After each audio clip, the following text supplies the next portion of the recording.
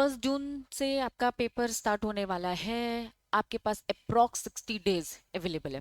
तो इन 60 डेज को हम कैसे यूटिलाइज करें, इसे आज हम यहाँ पर समझेंगे। चलो, सबसे पहले उन बच्चों की बात करेंगे जो बोथ ग्रुप दे रहे हैं। तो बोथ ग्रुप वालों का जो टाइम मैनेजमेंट है वो कैसे होगा, कैसे स्ट्रैटेजी होगी। देन जो सिंगल ग्रुप वाले हैं उनका क्या टाइम मैनेजमेंट होगा, उसकी अलग स्ट्रैटेजी होगी। चलिए, सबसे पहले हम स्टार्ट करेंगे बोथ ग्रुप वालों से। बोथ ग्रुप वालों की अगर मैं बात करें, चाहे वो आपका एग्जीक्यूटिव हो चाहे आपका प्रोफेशनल हो, आपके पास टोटल 7 सब्जेक्ट्स है।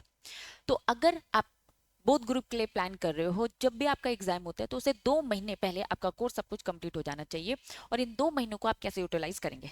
सबसे पहले हम आपके टाइम मैनेजमेंट को 3 पार्ट में डिवाइड करेंगे। सबसे पहला पार्ट आपका होगा जो डिटेल स्टडी करना होगा।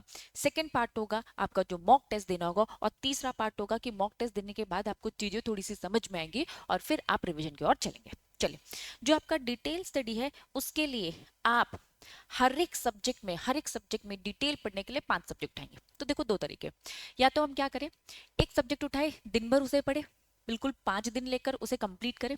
या फिर आपको लग रहा है कि नहीं भाई, एक दिन में एक सब्जेक्ट में नहीं पढ़ पा रहा हूं, तो आप इसे क्या करेंगे, टोटल 10 दिन लीजिए और उसमें 2 सब्जेक्ट खत्म करिए। तो एक ही बात हो जाएगी, ठीक है।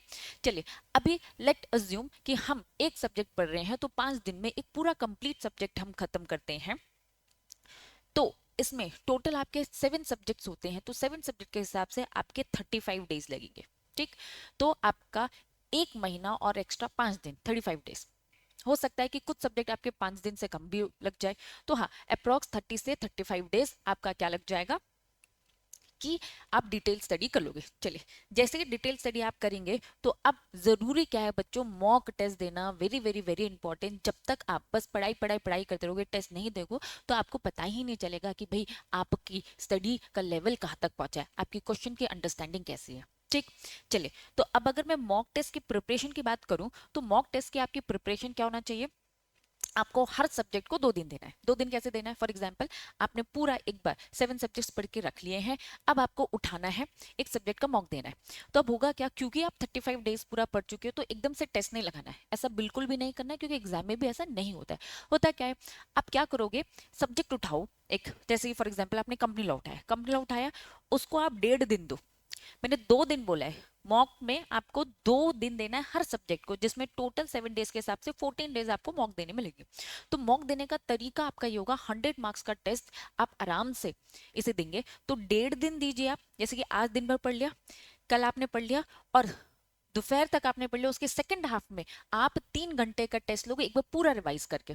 तो फिर नेक्स्ट डे आप क्या करोगे, फिर से 2 दिन आपको मिलेंगे, तो इन 2 दिनों में से आप क्या करोगे, 1.5 दिन आप इसको रिवाइज करोगे, फिर 3 घंटे का टेस्ट बैठकर दोगे। और प्लीज, जब ये 3 घंटे का जब आप टेस्ट दोगे, तो इसे लगातार कंटिन्यूस बैठ के आपको देना है। ऐसे नहीं करना है कि भैया 1 घंटा बैठा फिर थोड़ा सा ब्रेक ले लिया, फिर जैसा एग्जाम में देते वैसा। चलो, अब मॉक टेस्ट में आपको टोटल कितने डेज लग जाएंगे, 14 डेज लग जाएंगे। फिर आपको दोबारा से रिवीजन करना है। मॉक टेस्ट देखकर आप जब उसकी चेकिंग करवा लेंगे, आपको पता चल जाएगा कि भैया हमसे क्या क्या गलतियां हो रही हैं। तो अब आपको एक दिन में कैसे रिवीजन किया जाता है, ये भी आपको देखना पड़ेगा। ठीक है, तो अब 35 डेज हो गए, 14 डेज हो गए। ठीक है, अब एक सब्जेक्ट एक दिन में आपको पूरा रिवीजन करना है। अब मैं ये नहीं कह रही हूँ कि आपका 100% सिलेबस कंप्लीट हो जाएगा, लेकिन आपको एक एक दिन में कैसे पूरा सब्जेक्ट की इंपॉर्टेंट प्रेफरेंस वाइज रिवीजन कर लेना है, ये आपको करना पड़ेगा। प्रैक्टिस आज प्रैक्टिस करनी पड़ेगी, तब जाकर आप फाइनल एग्जाम में भी ये कर पाएंगे। ठीक है, तो आपको फ्री रिवीजन लगा लेना है, जिसमें क्या लग जाएंगे, अप्रॉक्स 7 सब्जेक्ट के हिसाब से 7 दिन लग जाएंगे। अब टोटल कुल मिलाकर इसमें आपको 60 डेज लग जाएंगे अप्रॉक्स। देखो, अगर कैलकुलेट करोगे तो 54-56 तक का आएगा। तो जो 4 दिन है वो एक्स्ट्रा है कि थोड़ा सा अगर अप डाउन होता है, कस्टमाइज होता है, तो आप टोटल 60 डेज में ये क्या कर लोगे, बोथ ग्रुप की पढ़ाई कर लोगे। तो क्योंकि आपके पास 60 डेज है, 60 डेज में कैसे आपकी प्लानिंग होनी चाहिए, ये हमने यहाँ पर देखा बोथ ग्रुप वाले के लिए।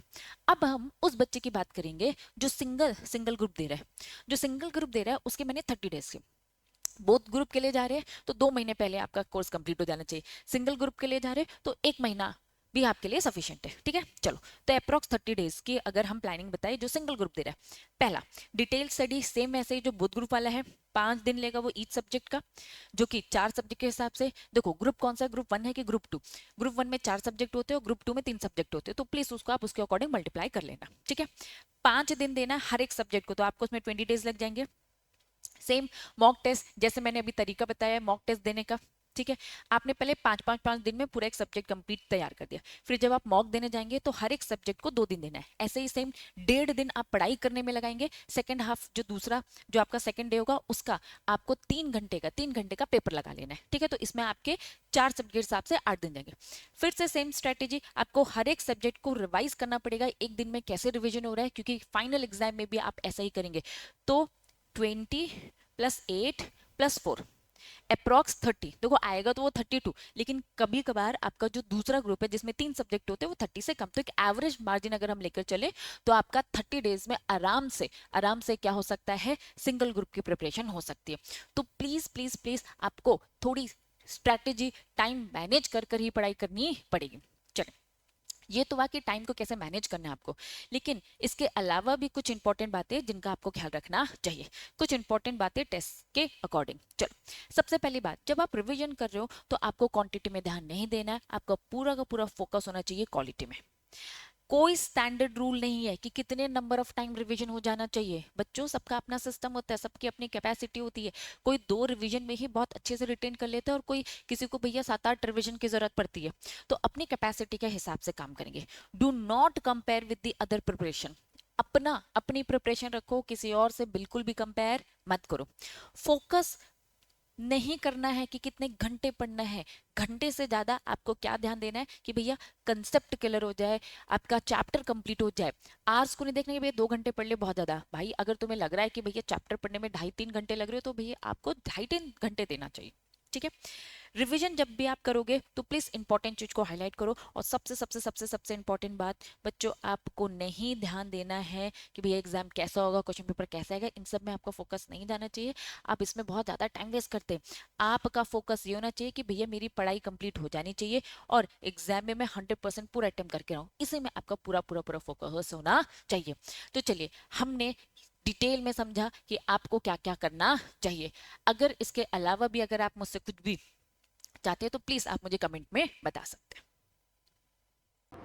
हेलो सर, हम आपके लेक्चर्स तो देखते जा रहे हैं पर हमें बिल्कुल भी कॉन्फिडेंस नहीं आ रहा है, लग रहा है पढ़ाई हो भी रही है कि नहीं, और एग्जाम तो हम एक भी दे ही नहीं पा रहे हैं। तो हम लेके आए हैं एक रामबाण इलाज, हम लेके आए हैं आपके लिए बच्चों चैप्टर वाइज टेस्ट सीरीज। तो आप जो भी चैप्टर्स हमारे वीडियोस में देख देख के कवर करते जा रहे हैं और कंप्लीट करते जा रहे हैं, तो हम रिक्वेस्ट करेंगे आप हर चैप्टर का एक एक टेस्ट लिखें। इससे आपकी प्रिपरेशन भी होती जाएगी हर चैप्टर की, एट द सेम टाइम आपकी राइटिंग प्रैक्टिस भी होती जाएगी, जो पास होने के लिए सबसे क्रूशियल होता है। आप हमारे CS दुनिया ऐप में जाके चैप्टर वाइज टेस्ट सीरीज जाके देखें और हर चैप्टर का एक एक टेस्ट, राइटिंग टेस्ट आप देते जाएं, जिससे आपकी राइटिंग प्रैक्टिस भी होती जाएगी और आपको एक एक चैप्टर याद होता चला जाएगा, जो आपके मेन एग्जाम में आपकी बहुत ज्यादा हेल्प करेगा। ज्यादा डिटेल्स के लिए हमारी CS दुनिया ऐप को डाउनलोड करें।